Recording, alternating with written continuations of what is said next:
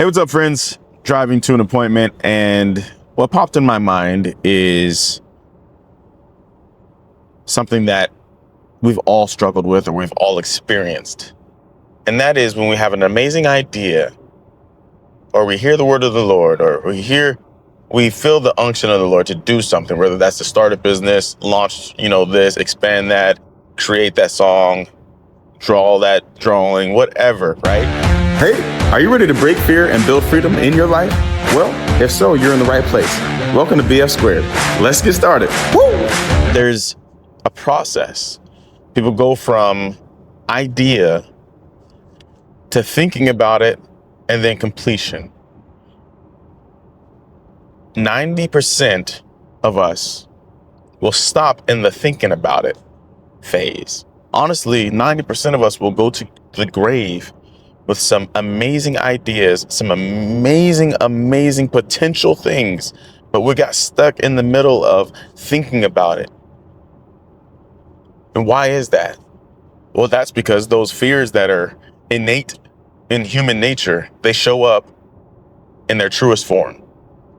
So let's say God has told you to open up a business. Well, holy crap. What do I name the business? What are we going to sell? How am I going to get people in there? What if I try and I fail? Right? All these, what if people just say, no, they don't want to buy what I'm selling? Like, there's so many fears that pop up in that moment. Have you ever, I'm honestly asking this question. Have you ever sat down, had an amazing idea, and then 10 minutes later, you've already talked yourself out of it? Before you've even said your idea out loud, you've had a whole internal dialogue and talked yourself out of that idea.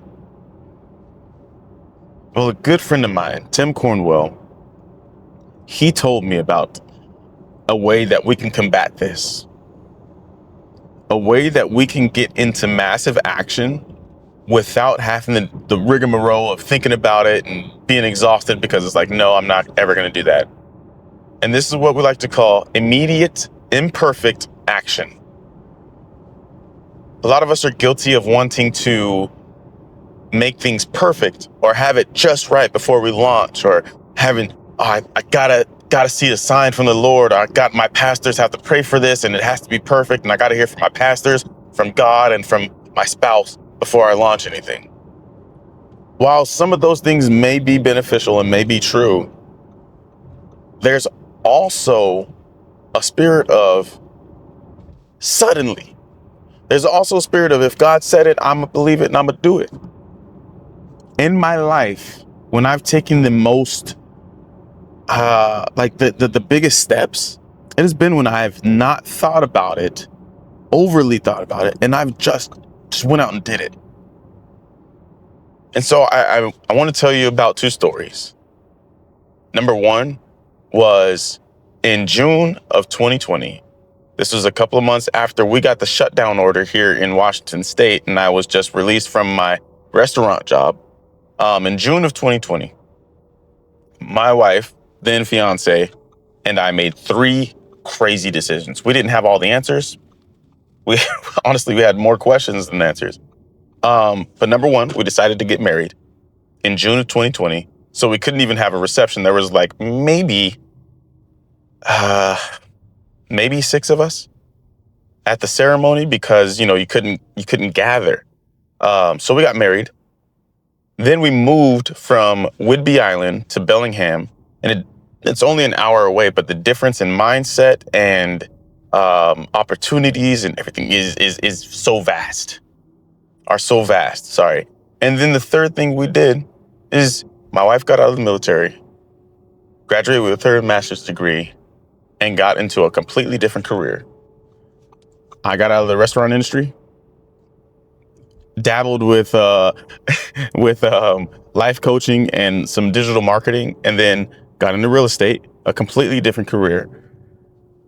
And we are thriving. And this has been the most amazing, and yes, we've faced many challenges, but this has been the most amazing 5-year span in my life because of immediate, imperfect action. We didn't think about it too hard. Legitimately, guys, we didn't even have jobs lined up when we moved to Bellingham. All we knew was that we weren't in a position to buy a house, so we were going to rent for at least a year.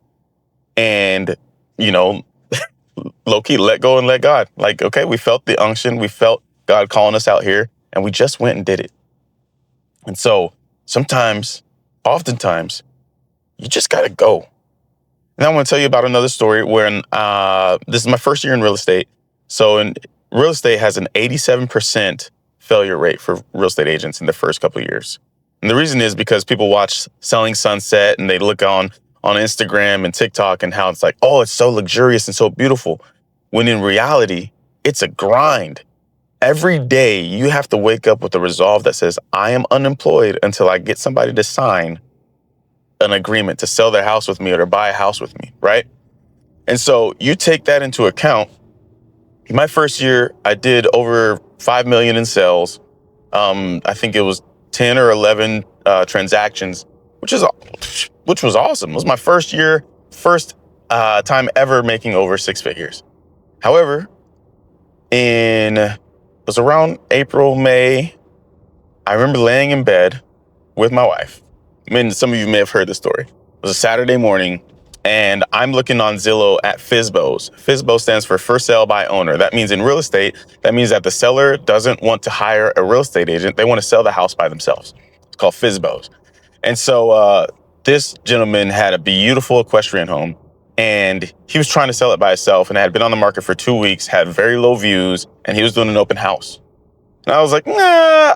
A moment happened where I was, nah, that guy, it's my first year. That's a luxury house. There's no way that he would hire me. But then I was like, you know what? What do I have to lose? So I got up. I was like, babe, get up. Let's get dressed. Let's go to this house. He's like, okay. So we go into the house. I introduce myself. I introduce my wife. I let him know, hey, I'm a real estate agent, but I'm really just checking out the house. And we're walking through, and you guys, like, this is a beautiful, beautiful home. I didn't even know at the time, being honest with you guys, I didn't even know what an equestrian home was. I don't think I even knew how to say equestrian. And so we're walking through the house, and then he's giving me the tour of the 5 acres.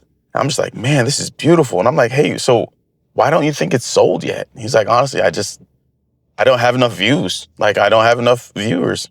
People aren't looking at the house. And I was like, well, shoot. In my mind, I'm like, well, let's just add value to this guy. And so I told him, I was like, hey, what if I were to host an open house for you? Like, I didn't even ask him if I could sell the house. I was like, hey, what if I host an open house? I try to find you a buyer. He was like, oh man, you do that? Man, absolutely. Why not? It's a Saturday morning. Next week, I'll do it. Don't even worry about it. You know, I'll market it to my people. I'll send it out on my email blast. I'll post it on my socials. We'll get somebody in here. And so we began to talk even more. And he lets me know that his wife and his daughter have already moved to Texas. And all they need to do is sell this house so that he can be reunited with his family. Guys, if that doesn't pull on your heartstrings, I don't know what will, right? This guy worked in a hospital. He's working 12-hour days. And right after this open house, he has to go work a 12. I'm like, man. Well, so I was like, okay, well, hey, what would it look like if you were to hire me as a real estate agent and I sell this bad boy for you? And he tells me, he's like, honestly, like we haven't hired anybody because we know so many agents. In my head, I'm like, well, shoot, yeah, that's cool, but do you know me? You know what I'm saying? A little swag on with your boy. And he's like, we don't want to offend any of the other agents by picking one.